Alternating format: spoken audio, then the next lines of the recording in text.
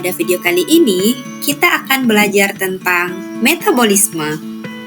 Untuk mengetahui apa itu metabolisme dan bagaimana proses metabolisme, tonton dan simak video ini.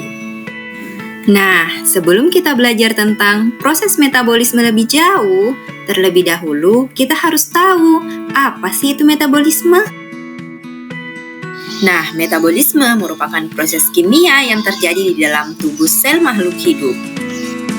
Selain itu, metabolisme disebut juga reaksi enzimatis karena dalam prosesnya menggunakan enzim sebagai katalisator. Nah, enzim-enzim ini yang akan membantu proses metabolisme dengan cara mempercepat reaksi kimia tanpa ikut bereaksi. Metabolisme meliputi proses sintesis atau anabolisme dan proses penguraian atau katabolisme. Keduanya memiliki sifat yang berlawanan.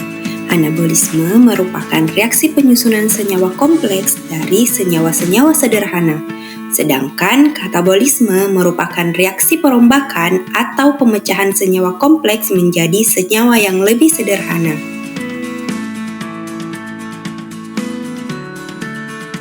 Dalam prosesnya, anabolisme memerlukan energi, sedangkan katabolisme akan menghasilkan atau melepas energi. Dalam kehidupan sehari-hari, anabolisme dapat dicontohkan pada proses pembentukan glukosa oleh tumbuhan melalui fotosintesis. Sedangkan katabolisme dapat dicontohkan dengan proses respirasi. Salah satu contoh anabolisme adalah fotosintesis. Fotosintesis merupakan proses yang dilakukan oleh tumbuhan untuk mengubah karbon dioksida dan air menjadi bahan makanan dengan menggunakan bantuan cahaya matahari. Nah, untuk lebih jelasnya bagaimana proses fotosintesis terjadi, simak penjelasan berikut ini.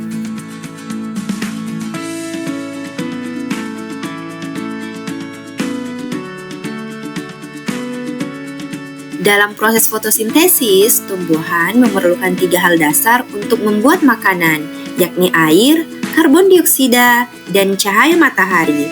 Bagian akar dalam tumbuhan membantu memperoleh air dari bawah tanah dan mengirimnya ke batang, daun, dan seluruh bagian tanaman. Karbon dioksida yang tidak lain adalah gas yang kita temukan di udara, kemudian akan masuk ke dalam tubuh tumbuhan melalui lubang kecil yang terletak di bagian bawah daun, yang sering kita sebut dengan stomata. Tumbuhan akan membuat makanan berupa gula dari air dan karbon dioksida yang telah diperolehnya dengan menggunakan mesin khusus yang hanya dimiliki oleh tumbuhan, yaitu klorofil. Klorofil dapat menangkap cahaya dari matahari dan menggunakannya untuk mengubah air dan karbon dioksida menjadi gula.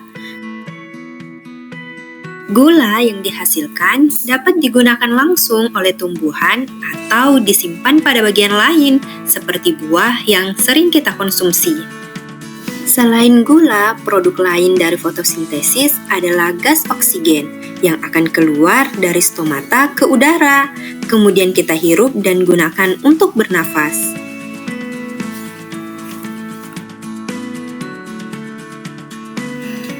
Selanjutnya, kita akan membahas proses respirasi, yang merupakan salah satu contoh dari katabolisme.